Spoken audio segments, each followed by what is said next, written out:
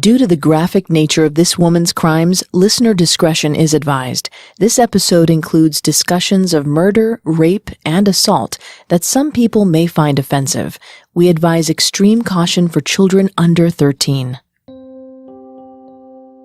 In the classic Brothers Grimm story, Little Red Riding Hood, our hero is on her way to grandmother's house to bring her a basket of food, cake, and a bottle of wine, because she's under the weather. As we know, Little Red Riding Hood is in for a surprise when she gets to her grandmother's house, because instead of a sweet little old lady, she finds a wolf dressed in her grandmother's clothing. A wolf who has devoured her adoring grandmother. Of course, this story is a fairy tale. Wolves don't eat grandmothers. But the idea of something or someone who preys on a defenseless lady still strikes to the core. Who would do that? Juana Barraza was a mother of 4, an amateur wrestler, and one of Mexico's worst serial killers in recent history. In the 9 years between 1999 and 2008, she killed as many as 49 people. All of them elderly women who lived alone. Many of them were grandmothers. She gained their trust, entered their homes, and beat or strangled them to death. Then she robbed them. For a long time, Mexican police didn't realize any of the murders were connected to a single serial killer, and by the time they did, Barraza had earned herself the nickname Mata Viejitas, the little old lady killer.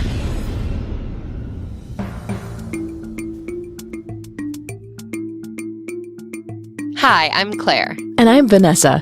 You're listening to Female Criminals. Today we're going to take a deep dive into the life of Juana Barraza, known as La Mata Viejitas, the little old lady killer. Before we get started, we'd like to ask you a quick favor. Would you leave a 5-star review of Female Criminals on your favorite podcast directory? It seems so simple, but it really helps us out. And don't forget to subscribe while you're there, because a new episode comes out every Wednesday. You can also find us on Facebook and Instagram at Parcast, and on Twitter at Parcast Network. Juana Barraza strangled and killed at least 11 women in Mexico City before she was caught, and she's suspected in the murders of over 30 more women between 1998 and 2006 that are still unsolved. She preyed on trusting older women in poor neighborhoods and offered to help them by pretending to be a nurse or housekeeper or government employee. Why only elderly women? We can look for clues in her own childhood. Juana Dayanara Barraza Samperio was born on December 27, 1957, in a poor village in the Hidalgo region of Mexico. Her family life was nothing short of awful. Her father, Trinidad Barraza Avila, was, by some reports, a cattle rancher and a member of the judicial police. But others say he was really only known for raising goats and procreating. In one interview, he said he fathered 32 children. He never married Juana's mother, Justa Samperio, a teenage prostitute who was said to have been 13 when she met Trinidad in a nightclub. They had 2 daughters, Juana and Angela. Vanessa's going to take over the psychology here. She's not a licensed psychologist or psychiatrist, but she has done a lot of research for this show. In looking at Juana Barraza's early years, we'll see the beginnings of a pattern of instability and abuse that continued throughout her childhood. One psychologist, Dr. Fegi Ostrowski at UNAM in Mexico, analyzed Juana Barraza specifically. It was part of a study of more than 370 violent inmates at state and federal prisons to find out if violent criminals had violent family lives or if they had witnessed rape or violent behavior as children. That description definitely applies to Juana Barraza. When Juana was 5, her young mother left one daughter, Angela, behind with her dad, and took Juana to live with her own mother and stepfather, a man named Refugio Samperio. Juana's mother then began dating Samperio, who, to be clear, was her own mother's boyfriend. Juana was forced to take care of the housework and stay inside the house much of the time. That meant she couldn't go to school, couldn't learn to read or write, and she was abused. Her mother hit her and yelled at her. This was happening at a time when her brain was still developing. It's what Dr. Ostrowski calls the second critical stage of development, which happens between 6 and 9 years old. This is normally the time when kids learn to read, but in cases of those who are later prone to violence, the area of the brain called the angular gyrus is not as developed as in normal children of that age. We know Juana didn't learn to read, and she wasn't exposed to much outside her home situation. And her home life was deteriorating. Juana's mother was a severe alcoholic, willing to do almost anything to get her next fix. That included trading away her own daughter to an older man named Jose Lujo in exchange for 3 beers. Yes, you heard that right. 3 beers in exchange for Juana, who was just 13 years old. Jose Lujo raped Juana, who got pregnant at 13 but then lost the pregnancy. Lujo continued to abuse and rape her for 4 more years, sometimes tying her to a bed frame. That stayed with her. Juana never forgave or made peace with her mother for neglecting her and foisting her on the man who repeatedly raped her. It shaped the way she'd feel about older female figures who are normally seen as protectors.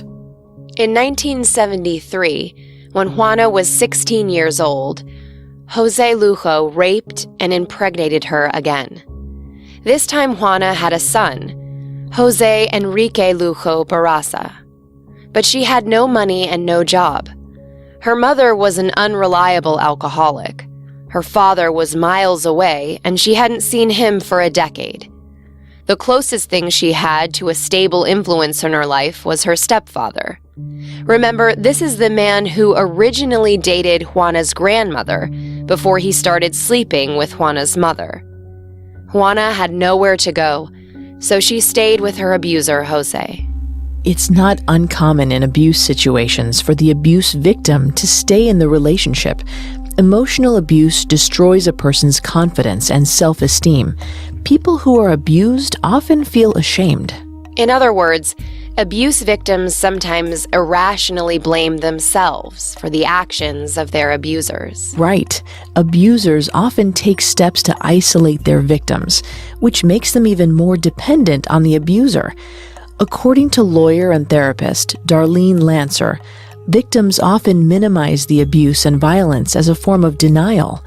They maintain an unrealistic hope that the abuser's behavior will change. In Juana's case, her abuser's behavior never changed, but she was only a teenager and she had nowhere else to turn. There isn't much information on Juana's life between the ages of 16 and 23. But we know her mother died from cirrhosis of the liver due to her alcoholism around 1980.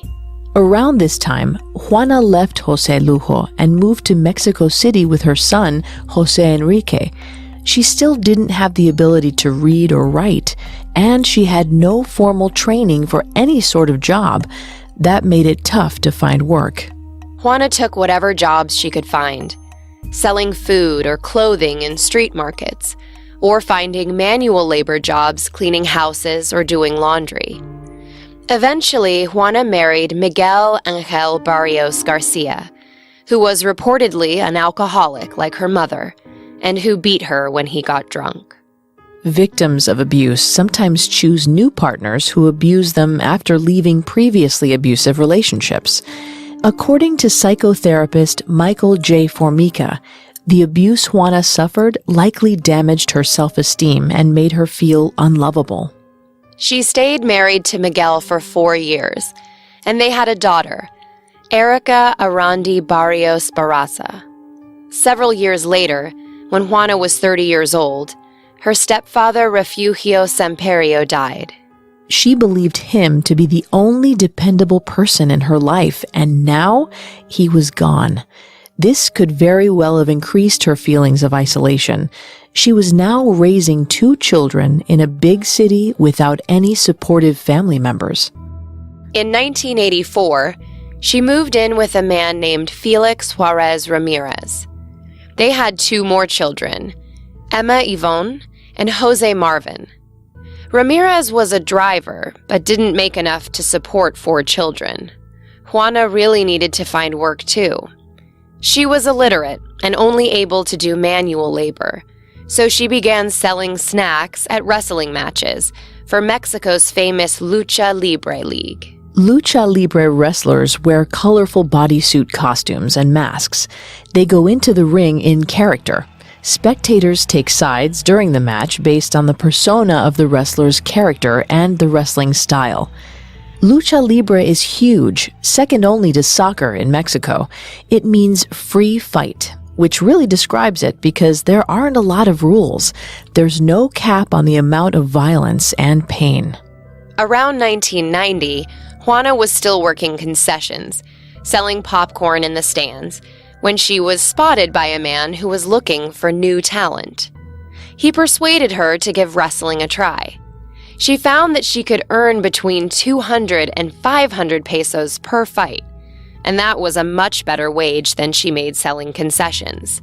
She just needed a persona. Juana Barraza became known as La Dama del Silencio, or the Silent Lady, a name she chose because of her own taciturn personality. She was infamous for the powerful way in which she subdued her opponents, using her stature and moves to shut them down. For someone with her past, being able to overpower an opponent may have given Juana a feeling of control that she never had in the years when she was abused by her mother and the men in her life. Even though the fighting the Lucha Libre wrestlers do in the ring is choreographed, it's pretty intense. They have flying moves and headlocks, and injuries do occur. The choreography and potential to inflict pain would give her even more control over the situation. She knew the outcome ahead of time and whether or not she would be the victor. The fights are battles between good and evil characters. They always pit a good character, which is called a técnico, or face, against a villain, called a ruda, or heel. Juana Barraza was a ruda. She told reporters she was a ruda in her heart, a villain. She had to identify with some part of her character to play the part. She had a lot of people in her past to draw on when she thought about playing the villain. Jens Kielgaard Christensen, a professor in Denmark, says that if we peek too far inside a villain's mind, we may get sucked in and begin to identify with that person. She didn't look all that evil. The Silent Lady's costume was a pink and gold tight-fitting one-piece outfit. Match that with gold knee-high boots and a large gold butterfly on the belt buckle, and you're getting the idea. Then she wore an even larger version of the butterfly as a mask, with cutouts in the wings for her eyes. The power she had in the ring could have carried over into her life outside the sport. Violent sports can rev up aggressive tendencies, according to psychologist Nigel Barber. The resulting hostility is more likely to be extreme. Sports can be a great outlet for aggression. And of course, playing an aggressive sport doesn't necessarily make a person prone to violence outside the sport. Juana loved being a luchadora. She was friends with many of the fighters and spent a lot of time at the arena. When she wasn't fighting, she caught matches as a spectator, often with her children. But the wrestling matches and physical labor were taking their toll on her back. She frequented the Mercado de los Brujos, the witch market, to buy ointment for her back and have her fortune read. She carried a mesh bag with a piece of cinnamon in it as a good luck charm, as well as a horseshoe and a metal plate engraved with her wrestling name. You know, people think lucky charms are just magical thinking, but there may be something to them. One German psychologist, Luzanne Damisch, tested this out. She made up a series of challenges for 2 groups, one with good luck charms and one without. The ones who thought they had luck on their side were more confident going into the tests and did better. Basically, it was a case of mind over matter. Right. The group with the charms set higher goals and were more persistent, and they did better. So there's something to her carrying around those talismans. Well, unfortunately, her luck was running out in her marriage.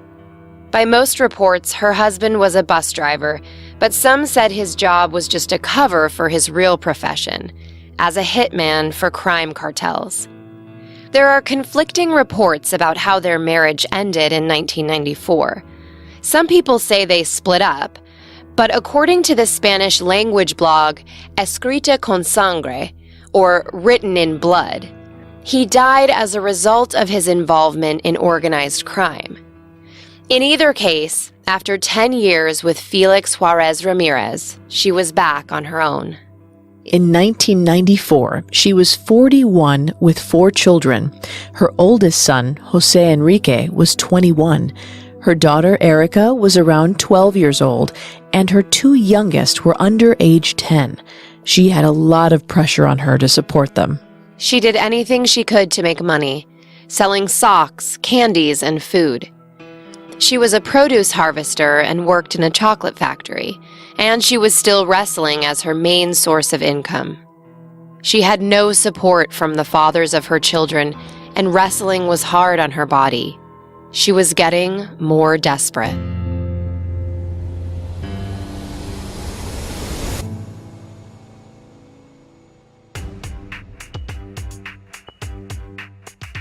Here's something we want to share with you. If you're a fan of the psychological stories we share here on Female Criminals, we think you'll love the audiobook edition of The Wife Between Us by Greer Hendricks and Sarah Pekkanen. New York Times bestseller The Wife Between Us tells the story of one couple's perfect relationship and the jealous ex-wife trying to ruin it all. Narrated by Julia Whelan, this story is twisted and chilling with plenty of suspense. Listeners are calling The Wife Between Us brilliant and one of the best audiobooks ever. Take this with you on your commute, while you clean, or out for a long run. No matter how you decide to listen to it, once you start, you won't want to press pause. Start listening now at macmillanaudio.com/wifebetweenus. And here's something else we're excited to share with you. If you enjoy learning about the world's most notorious women here on Female Criminals, you have to check out Vanessa's other podcast, Serial Killers. Thanks, Claire. Every Monday, my friend Greg and I dive deep into the minds, methods, and madness of the most infamous serial killers in the world. We discuss each killer's crimes and analyze their lives and psychology to uncover what may have led them to commit such heinous crimes. Serial Killers is produced by Parcast, the same team behind Female Criminals, so you can expect the same level of intrigue, in-depth research, and high-quality audio you find here on our show. You can listen to episodes on Ed Gein, John Wayne Gacy, Elizabeth Bathory, and many more now. New episodes are released every Monday, so be sure to subscribe so you don't miss any. Visit your favorite podcast directory and search for Serial Killers, or go to parcast.com/serial to listen now. That's Parcast, PARCAST.com/serial to start listening now. Now, let's get back to the story.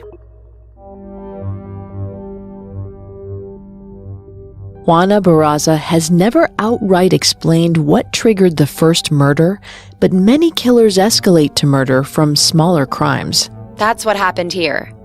By most accounts, Juana's criminal activity began with petty robberies because she was trying to make ends meet to support her kids. She saw herself as a good mother and made sure she took care of them. There's a rumor that 2 of her children were robbed in their neighborhood by someone in a nurse outfit. And in 1995, Juana herself began to steal. She broke into parked cars, stole small items from shops, and robbed people using a toy gun. Crimes of convenience, taking advantage of whatever situation she could find. She preyed on easy targets. Older women, sometimes pickpocketing them on the streets where she sold snacks. She partnered up with a friend, Araceli Tapia Martinez, and the two of them dressed as nurses to gain the trust of older people living on their own so they could rob them. If the story about Juana's children being robbed by someone dressed as a nurse was true, it could have triggered the costume idea. Or perhaps there's a connection between her mother being such a poor caregiver and the fact that she incorporated a caregiver into her crimes. These two partners in crime weren't together for long. Juana got comfortable with robbing the elderly by herself and decided to cut her friend out.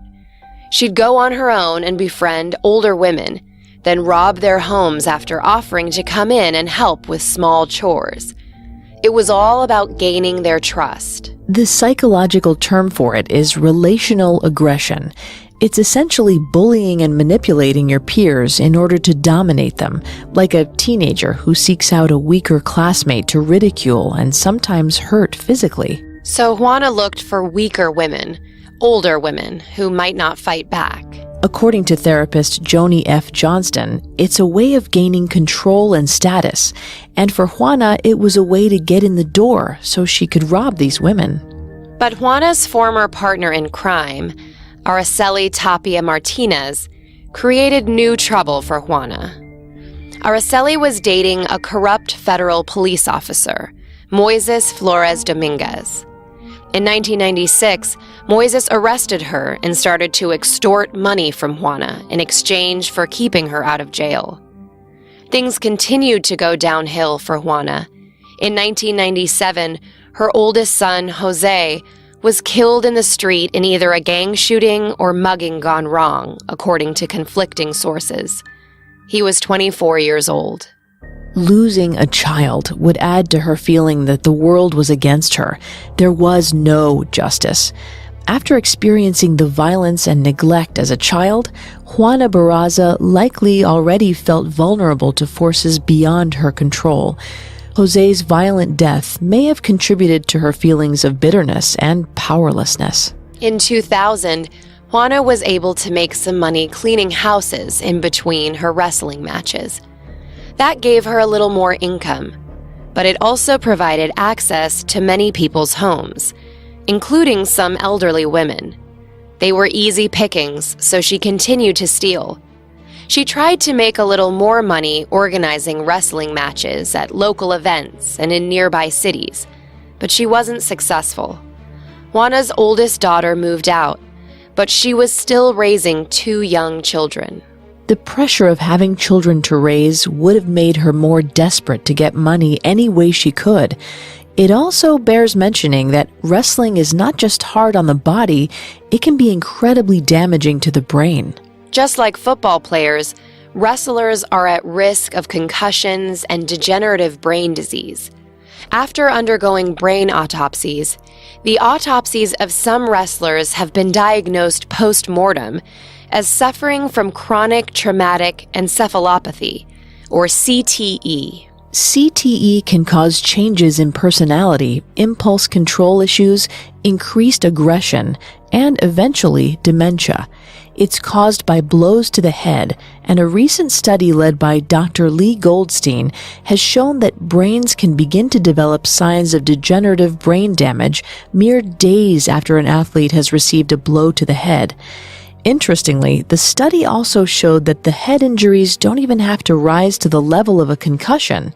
Minor head impacts can also result in serious and potentially progressive brain damage. CTE has been found in the brains of other athletes who have committed murder.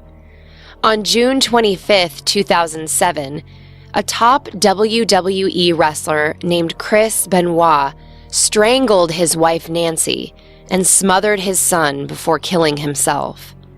The Sports Legacy Institute autopsied Benoit's brain and determined that the wrestler suffered from CTE. Since CTE can only be diagnosed post-mortem, Juana Barraza can't currently be diagnosed with the disease, but the possibility remains that the repeated hits could have impacted her brain function. Now 43 years old, Juana's wrestling career was about done. Years of wrestling had caused long-lasting injuries to her body and potentially her brain. but she still desperately needed money to raise her kids. The men in her life had raped her, beaten her, and left her. She still carried deep resentment and anger toward her mother for selling her off to the very first man who raped her. Her illiteracy prevented her from gaining meaningful employment. All of this added up to a perfect storm of circumstances. Abuse takes a tremendous toll on all victims, both emotionally and physically. And of course, the vast majority of abuse victims don't go on to harm other people. But Juana Barraza was all too willing to victimize others. There are conflicting theories about when Juana Barraza killed her first victim, with some accounts putting the first death at around 1998, when the first murders of elderly women occurred, and others closer to 2002. 2 to 3 elderly women per year were found dead starting in 1998, all with a similar MO. They were strangled with something like a pair of tights or an electrical cable. Weapons of convenience, things a killer could find at a victim's house. Exactly. Police found no outside weapons left at the crime scenes that they could analyze. They were coming up dry on viable leads. All they had was an increasing number of elderly victims. Information about the murders and victims is inconsistent and varies widely depending on the source. Here's what we know with more certainty. Based on forensics and witness accounts, police believe that Juana Barraza killed her first victim on November 25, 2002. That woman was Maria de la Luz González Anaya, a 64-year-old woman who lived alone. González Anaya let Juana into her home. Authorities believe that something then triggered Juana's anger, an insult, an argument, and in that moment she began to relive the awful relationship she had with her mother. According to the FBI, women are more likely to kill or attempt to murder members of their own families. Dr. Ostrowski believes the focus of Juana's anger was her mother, not other members of her family. But Juana couldn't take her anger out on her mother, since her mother was already dead. But this could explain why she chose a certain victim type, someone maternal and weak, someone she could overpower. It could explain the anger she felt when she was in the presence of an older woman, especially if she decided to view something the woman said as an insult. In that moment, Juana's plan for robbery turned to murder. She beat González Anaya, then strangled her. She left the older woman's body on a chair, fully clothed, beaten, and bruised. Anaya was found later by her son. In a translated quote, Juana explained how she felt in the presence of her elderly victims. Quote, "When I saw them, I felt much anger, and more when they acted uppity or believed that because of their money they could humiliate me." End quote. And with her murder of González Anaya, Juana kicked off what would become the biggest hunt for a serial killer in recent Mexican history. It was 2002, and Juana Barraza's crimes had escalated to murder. Police were able to get a fingerprint from the home of González Anaya, but without a match to any known criminals in their database, they had no leads. Juana had never been arrested, so her prints weren't on file. And the body count was growing. By differing counts, there had been between 9 and 12 murders of elderly women by the end of 2002. And in the years after that, the number of murders of elderly women in Mexico City began to increase. The cases went unsolved. Police didn't immediately see the murders as the work of a serial killer, partly because they didn't have a lot of information on Mexican serial killers to use for reference. The one everyone looks to is Gregorio Cardenas. His case received so much media attention that he became his own kind of celebrity. That's true. In 1942, Cardenas committed a series of murders and became known as El Goyo, or the Tacuba Strangler. He killed 4 women over the course of a few weeks. 3 of the women were 16-year-old prostitutes who he solicited. The 4th was a 19-year-old fellow student. He killed them at his home and buried their bodies in his garden. This is something we see sometimes in serial killers, a desire to keep their victims close by, almost like keeping a trophy in a place where they know it's safe. It belongs to them. No one else knows about it or has access to it. Juana Barraza was no different. Police later reported that she sometimes stole small items from her victims, things of little value like a piece of costume jewelry. But robbery was only part of her motive for the crimes, and her murders were crimes of opportunity when she thought she could get away with it. Juana Barraza falls into the category of serial killers sometimes called disorganized offenders, which means that their crimes are not planned in advance. According to criminologist Scott A. Bond, they also more often come from unstable families and have experienced abuse. He says disorganized killers assault their victims with sudden force and often leave their victims' bodies at the scene of the murder. That was what police were finding at the homes of elderly women who'd been killed. Unlike so-called organized offenders, who are harder to catch because they go to great lengths to plan and hide their crimes, disorganized offenders like Juana Barraza are more likely to leave behind fingerprints or other evidence. But unless police have prints on file to compare them to, the killer can be hard to catch. Which might have been why the little old lady killer case took police a long time to crack. Although the body count was rising, they couldn't even be sure the murders were the work of a single killer. They weren't able to collect fingerprints or other evidence at many of the crime scenes. It also speaks to something specific about the criminal justice system in Mexico City. Generally, there weren't a lot of specialists looking at criminal patterns and studying the commonalities in killers. In the United States, the FBI's Special Behavioral Analysis Units are crucial for deconstructing crimes and analyzing the psychology of the people who commit them. They use case studies and forensics to understand the mind of a killer, so they can zero in on criminals and stop them from committing more crimes. Recently, there's been an effort by international forensic agencies to provide certification training in criminal profiling and investigating in Mexico. But in 2002, when Juana was active, they had a trail they couldn't follow.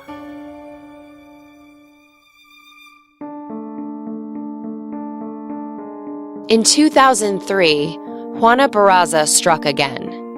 This time, the victim was Guillermina León Oropeza, an 84-year-old woman who lived alone in the Cuauhtémoc region. Juana strangled her to death with a pair of pantyhose and left her slumped on an armchair next to her bed. She didn't force her way inside Oropeza's home. The lock on the door to the house hadn't been broken, and there was no other sign of forced entry. Another piece in a pattern. Her victims were comfortable enough to let her into their homes. Police found fingerprints on a glass at the house that matched the murder of Maria de la Luz González Anaya in 2002. Still, police couldn't immediately connect the murders, and they had no further clues to the killer's identity. They didn't even know whether they were looking for a man or a woman. The crimes do have hallmarks of murders committed by women. Female serial killers are less likely to use their victims for sex, and they generally don't torture the people they kill. They almost always work alone. According to Marissa Harrison, an evolutionary psychologist at Penn State Harrisburg, female killers are likely to be in their 20s or 30s, of average intelligence, middle class, probably Christian. That's a description broad enough to include many people. There's more. Harrison studied 38 female serial killers and found that many of them worked in caregiving roles, possibly because it gives them easy access to victims, or it gives them power over potential victims. They also tend to kill in quieter ways. Juana fit that description. Staying true to her moniker, the Silent Lady, she killed her victims quietly through strangulation. She also robbed her victims. She wasn't just looking for older women to assault. Like many other female serial killers, she wanted money. Juana also took advantage of a new program set up in 2001 by López Obrador, the mayor of Mexico City. He created a health welfare plan for people over age 70, analogous to the U.S. Social Security program. It was called Si Vale, and it gave people about $70 a month, as well as health care and vouchers to ride on transportation for free.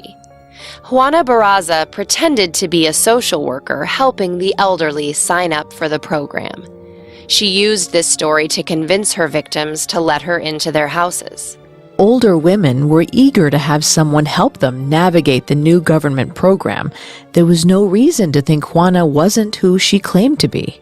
Juana started scoping out new elderly victims, looking for them in churches, public gardens, and city streets. She would follow them home, make sure they were alone, see that they didn't have anyone looking out for them. That's especially telling in Mexico, where several generations of families often live together. If these women lived alone and had seemingly been abandoned by their families, they'd be even more appealing targets.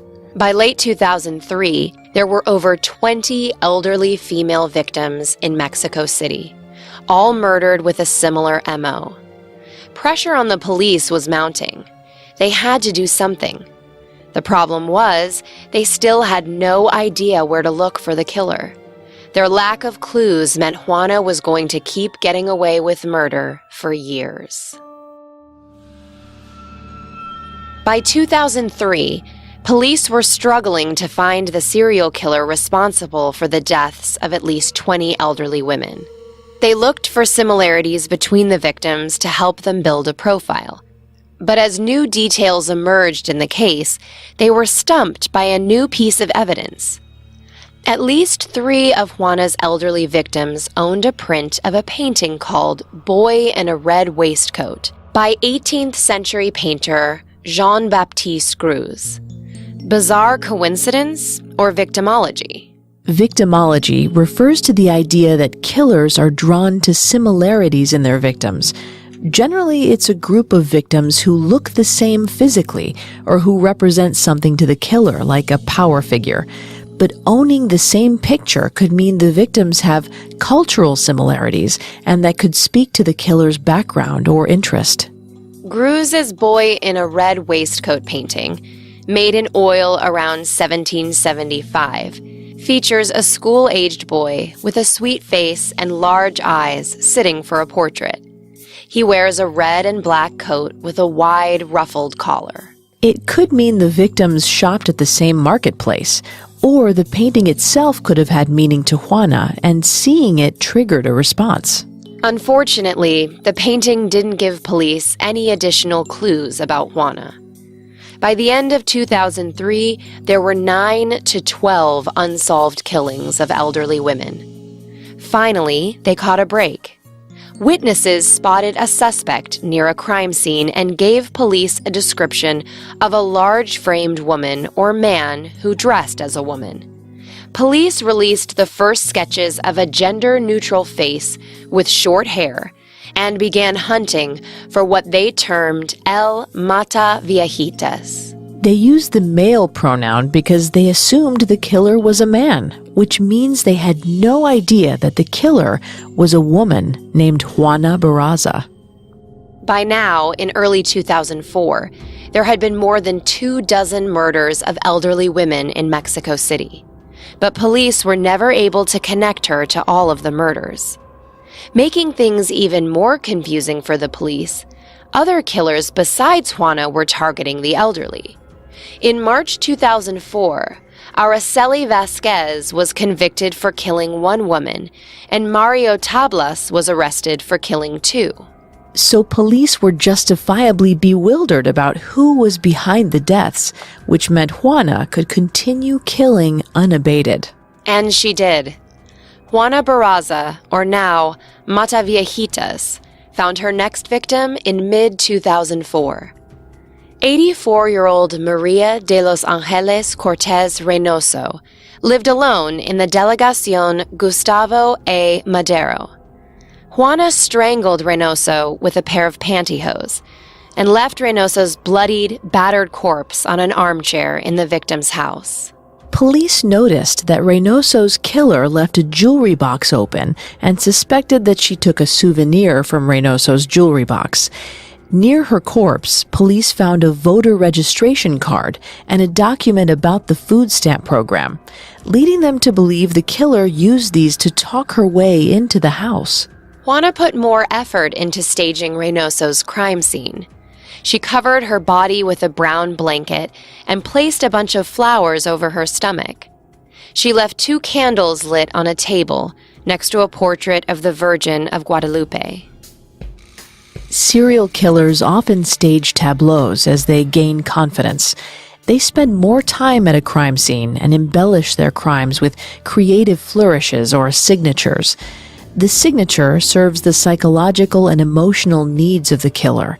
According to criminologist Scott A. Bond, sometimes it also reflects a fantasy about the victim.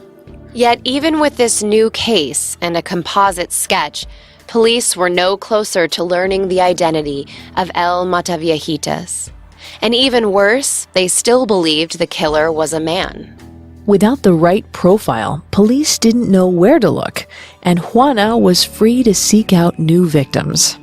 Next week, we will continue our examination of Mexican wrestler turned serial killer Juana Barraza. The politics in Mexico City and the unwillingness of police to recognize that the serial killer could be a woman will complicate the search for the little old lady killer. We'll uncover how Juana Barraza stayed true to her lucha libre character, the Silent Lady, quietly preying on elderly women until she was caught.